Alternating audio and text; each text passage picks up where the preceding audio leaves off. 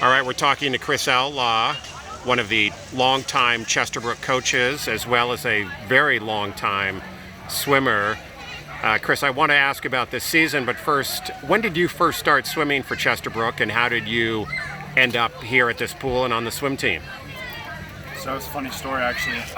My family was on the waiting list for Overly back in the day when I was about 4, 5. I was just in preschool, and I was in preschool with Anthony Perotti, so Illy Perotti's son, and we were friends, and she told us about the open membership that was at Chesterbrook, and so we joined it, came over, and I'll never forget being in the baby pool one day and Cosmic circling with his sunglasses, his Oakleys, and whatever Birdwells he was wearing at the time, and he pulled me out, told me to join the team. I joined, was in developmental for 2 years, and I joined the lower pool when I was 7. Do you remember your first meet and your first A meet? I actually don't. So long ago. I remember my first time trials though, and yeah, so long ago. It's hard for me to remember, but I do remember being at time trials and being introduced to this new, side of competition that I hadn't been introduced to, because other sports at that age are not overly competitive. Like soccer, it's like they have the goals with the flag sticks in the ground, and this was like, okay, you're trying to earn your spot, and I got a taste of that and kept me coming back ever since. You had a very distinguished, celebrated career here at Chesterbrook, set several records, went on to swim for Virginia Tech. What was your progression as a swimmer? When did you feel like you really sort of started to emerge or break out as a highly competitive swimmer? Yeah, so I was always kind of in the mix. Like I was on the free relay at 7, and but I was never center lane 3, maybe for backstroke. But you had guys like Joey Sullivan and another guy, Alex Morris, that I used to swim with, that were better than me up at the time. And I didn't even make the medley relay until I was 11. For example, I was only always on the free relay because Hans was swimming breaststroke or some sort of situation like that. I'm sorry, at the bottom of my age group, I was never on the medley relay. And then, I kept working out at Swimming Winners, taking lessons with Colin, and then when I turned, I think 12 was kind of the first year that I was like, okay, I have some potential. 13 was pretty good, and then 14 was where, I went from a kid just trying to make all-stars to being number 1 in the league, and ever since then I just wanted to keep going, so yeah. You keep coming back to Chesterbrook after your career. I think this is maybe your 5th or 6th year, my 6th year coaching.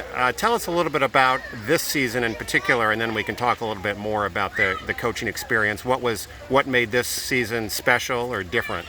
Well, this season was special and different just because of the fact that last year with COVID and stuff, only getting these kids in the water for practices with one little meet between the team, it's hard, and especially after you win 2 Triple Crowns in a row the 2 years before that, it's a long time to kind of ride that train. And people might disagree with me and not like that I'm saying this, but I think losing this year was kind of important. I was 8 and we lost. When I was 7, we won the Triple Crown. When I was 8, we lost the VAC. When I was 9, we lost to Overly. And there was a span between the ages of 10 to 14 or 13. We didn't win once. It was always 4-1, lose to Overly, lose to Overly. But, the kids need that fire to keep coming back and the underdog mentality. So, I think the season was great. I think that we had I think we had a very strong team. I wish some people showed up a little bit more when they were supposed to, but it's the way it is. Honestly, the thing that keeps me coming back is it's just so hard to describe.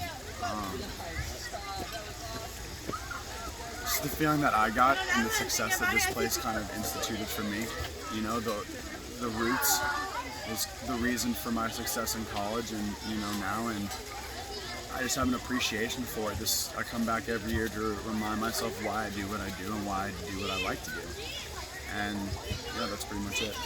Your passion comes through at all times, but particularly during the meets when I see you as very energetic and kind of the heart and soul of the team. Talk about sort of the emotions that run through you during the course of the average meet. There are a lot of highs, there's some occasional lows, but it's sort of a roller coaster, isn't it? Yeah, I gotta get better about recognizing when there's lows, because I found out that apparently my body language is very readable. All you parents saying to just watch me during the meets to know what's going on, I didn't know that until this year. But I want it just as much as they do, and when I'm getting into those meets, I still feel like a swimmer. There's something really unique about this league, in that it's the only place that no matter what your background is, you get the opportunity to look at the person next to you and smile and kick some butt up and down the pool. I know that the kids will swim fast if it's made a big deal. They need leadership, they need guidance, they need someone to make sure that they understand why they're doing what they're doing, why they like to do what they do. You spent a lot of years competing, obviously, both for this pool and for Virginia Tech and other teams. Do you miss competing? Every day, but it's one of those things where it's done. I'm very proud of the work that I did and what I was able to accomplish from it, and it's something great to have on my resume. But now I'm just kind of looking for that next thing. It's like, oh, Chris Outlaw, he swam at Virginia Tech, he swam in college, and he was a good swimmer. It's like, that's great, but that's I love having that as part of myself, but it's not. I'm looking for that next thing for people to recognize me as. So there's always somewhere up to go, and that's what I'm trying to do. Was there one swim of yours that stands out? I recall you setting the record here, I think against McLean, as a 15:18 in the 50 free. But is that swim the most special, or was it a relay, or does one stand out? I was 17, and it was against Overly, against Ryan Baker. It was one of those races where I'd been swimming against this kid since I was 8, and every single year was always us back and forth. Some years he was beating me, some years I was beating him, and then we were on the same club team. And was talking a lot of trash at club, and from about September the year before leading up to it, and I just kept smiling and saying, okay, well, he was saying he was going to beat me, he's going to embarrass me in front of his whole team. And it was one of those times where we call it the beast factor here, where it's you have that swim that you don't even remember because you just lights out. And I wasn't caring about times that day. I just knew that if we were going to win that meet, I needed to beat this kid, and I did. And a record came with it, but that wasn't what was important to me. It was, like I said, looking at the guy next to you and just hating to lose more than you like to win. That's what it's all about. You once told me that you swam fastest here as opposed to, say, Tuckahoe or other pools that might be considered faster pools. Can you speak to that? I don't think it had anything to do with the physics of the pool.